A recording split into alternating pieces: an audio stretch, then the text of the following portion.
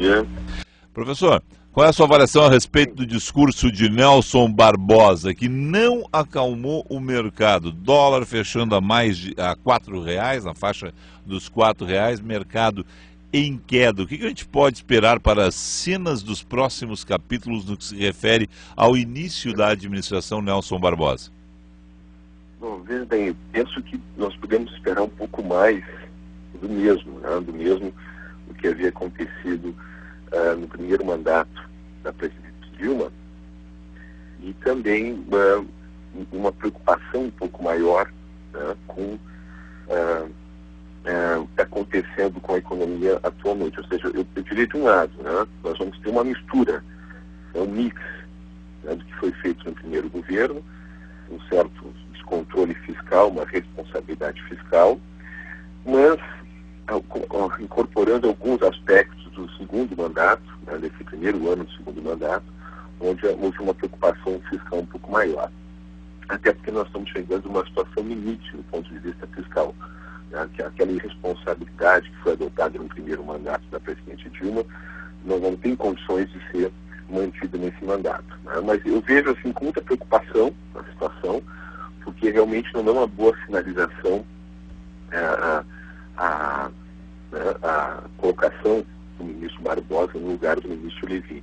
Até porque durante esse primeiro ano de mandato ele sempre foi muito mais leniente com a condução da política fiscal do que o próprio ministro Levi, que era muito mais duro, né? Então eu vejo com muita preocupação, porque realmente esse é o nosso grande calcanhar de Aquiles atualmente, né? Nós temos que primeiro resolver a situação fiscal, temos que procurar reduzir o déficit, para que nós possamos mais adiante reduzir os juros, né, e para que a economia voltar a crescer. Antes de resolver a situação fiscal, a inflação não vai cair e o Banco Central não vai poder reduzir os juros para a gente voltar a crescer como nós crescíamos há alguns anos atrás, né? Mas tem alguma coisa a ser feita a curto prazo?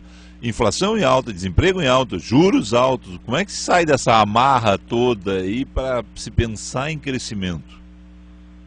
Esse é o ponto. Para voltarmos a crescer, nós temos que reduzir a inflação primeiro. Você não pode voltar a crescer de maneira consistente com uma inflação a 2 dígitos. Esse é o primeiro ponto. Só que para reduzir a inflação, você tem que reduzir a taxa de juros, que era muito alta, está em 14,25.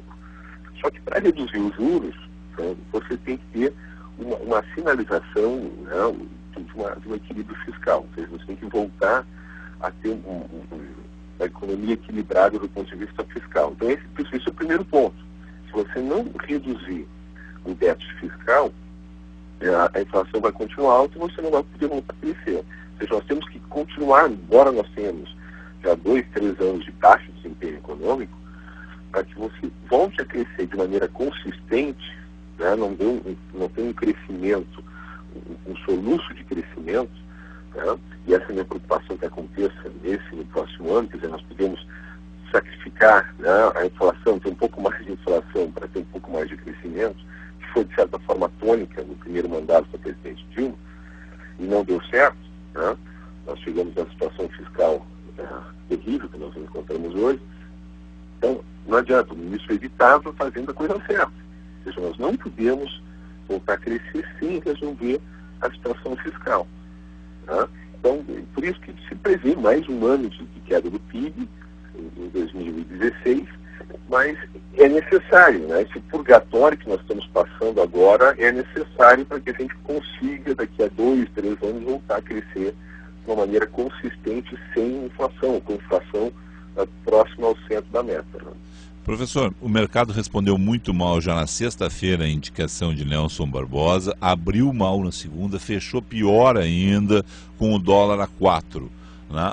O que dá para esperar dos próximos dias, né? O governo tem alguma coisa a fazer, tem alguma manobra a fazer para acalmar o mercado, ou a tendência, que já é muito ruim, é nós fecharmos o ano ainda nesse...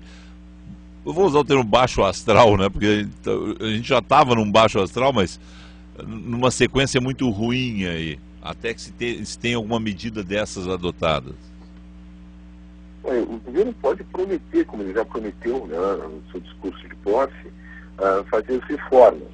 são também fundamentais, né, para retomar o crescimento dentro de um prazo de um ano, 2 anos. Né? Mas ele não convence, né? O problema é esse. Uma coisa é o discurso, outra coisa é a prática. Ou seja, o discurso pode ser muito bom, mas as pessoas, geralmente, quando vêm, né, preveem o futuro, não vem a partir do que a pessoa está falando a partir de agora, mas é a partir do seu histórico, do que ela já entregou, do que ela já fez no passado. Né? Então, o discurso é um discurso apropriado, né? Vai fazendo reformas, ele mesmo mostra uma preocupação fiscal grande, maior do que ele próprio teve no primeiro mandato, e teve nesse primeiro ano do governo Dilma, né? Mas eu não sei se é suficiente o discurso, né? Pelo visto, não. Já houve, né, uma desvalorização importante nesses últimos dias, né? Está chegando quase no limite, não acredito que a dólar vai continuar, né, subindo, né, até 4,20, 4,30, a não ser que haja um fato novo muito ruim. Mas eu não vejo também, até o final do ano, uma perspectiva, início do ano que vem, uma melhora significativa desse quadro. Né? Ou seja, há um descompasso, né, na minha opinião, entre o que foi feito por ele, o que ele pensa, né, o que foi feito por ele e o que ele está falando agora.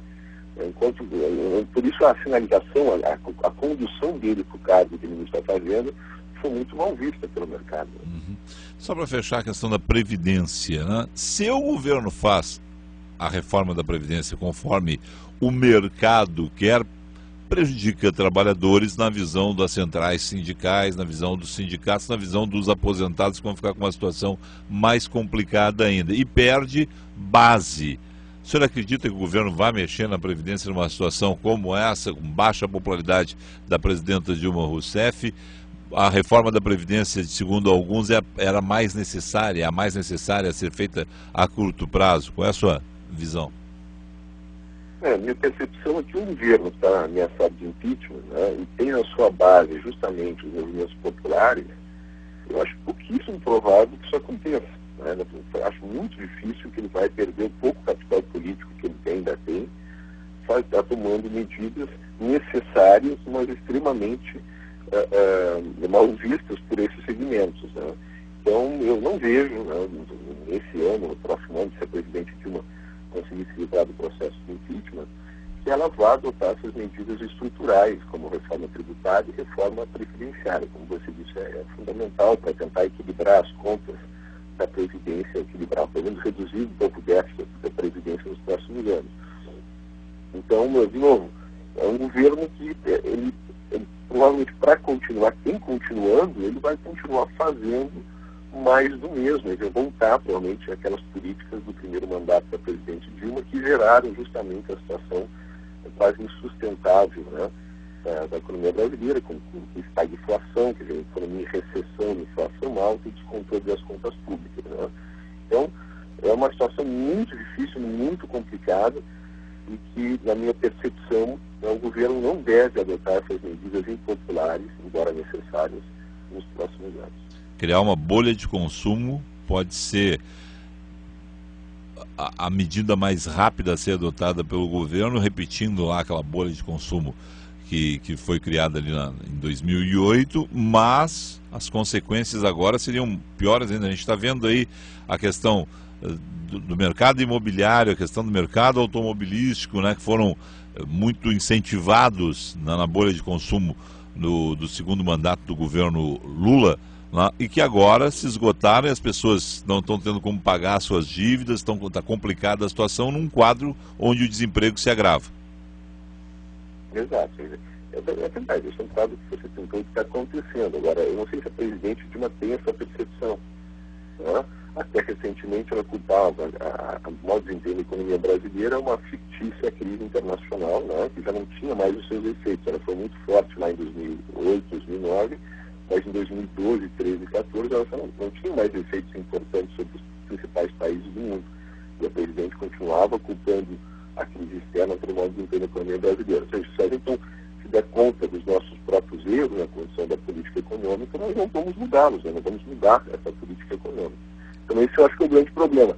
A presidente, que ao fim e ao cabo é a grande condutora do processo econômico, pro bem e pro mal, ela tem que se dar conta, né, que os erros cometidos no primeiro mandato e fazer, né, as mudanças necessárias. Agora, eu não acredito que isso aconteça. Eu sei que o senhor... Eu não acredito que isso aconteça. Eu acho que ela vai continuar insistindo, né, no que os economistas estão chamando agora de keynesianismo involuntário, ou seja, de continuar usando a política fiscal, né, para tentar criar uma bolha de crescimento, né, embora nós já tenhamos passado do limite, né, do uso da política fiscal, redução de impostos, aumento de gastos públicos, etc. Então, uma coisa que deveria, na minha percepção, de boa parte dos economistas, deveria ser feito, outra que a presidente pretende fazer. Né? Eu sei que o senhor está entrando numa reunião, então, rapidamente, o senhor mostrou um dado semana passada no encontro da Federação, dos países do G20, Brasil é o único que não cresce, tinha um outro, né? Brasil e o outro que não crescem, né? Nós tínhamos a Rússia, né? Que tem um desempenho tão ruim quanto o brasileiro, negativo, negativo de PIB nesse ano de 2015, até um pouco maior, né? A expectativa de uma queda aí de quase 4%, né, da economia russa, e o Brasil em torno de 3,7%. Tá. Todos os outros 18 países do G20 crescem, menos Brasil e Rússia. Se considerarmos nossos vizinhos da América do Sul, o Brasil e a Venezuela são os únicos que não crescem esse ano, é isso? Exato.